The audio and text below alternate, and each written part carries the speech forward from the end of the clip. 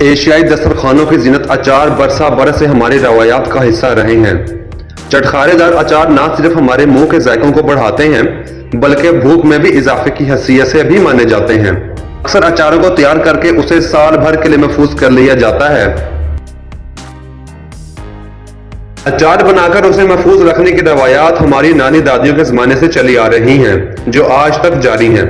और ये मशहूर है कि अचार जितना ज्यादा पुराना होगा वो जायके में उतना ही लजीज होता जाएगा।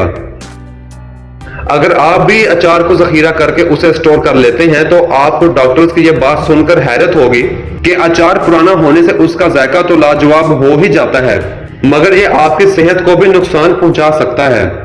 अगर उन्हें ज्यादा अरसे तक खाया जाए तो इंसान में कैंसर के खतरात बढ़ जाते हैं।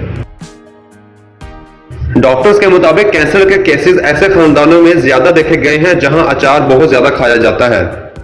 डॉक्टर्स का मानना है कि अचार जितना पुराना होता है उतने ही इसमें फ्री रेडिकल्स पैदा होने लगते हैं।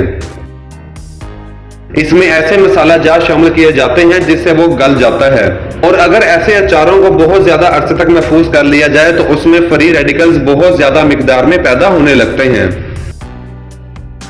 एशियाई अफराद में अचार खाने के जुनून को देखते हुए डॉक्टर्स मशवरा देते हैं कि अगर आप अचार के शौकीन हैं तो आपको चाहिए कि उन्हें ज्यादा अरसे तक महफूज ना रखें। इस ज़िमन में दो किस्म के अचार का जिक्र करते हैं। एक अचार वो होते हैं जो 1 या 2 दिन के लिए ताज़ा ताज़ा बनाए जाते हैं। ऐसे अचार खाने के लिए बिल्कुल महफूज होते हैं, ताहम इन्हें भी कभी कभार ही खाना चाहिए। अचार को अपनी रोजमर्रा डिशेस का हिस्सा ना बनाएं और साल भर पुराना अचार ना ही खाया जाए तो बेहतर है। उसे ऐसे मौसम में खाना चाहिए जिसमें इन्हें तैयार किया जाता है।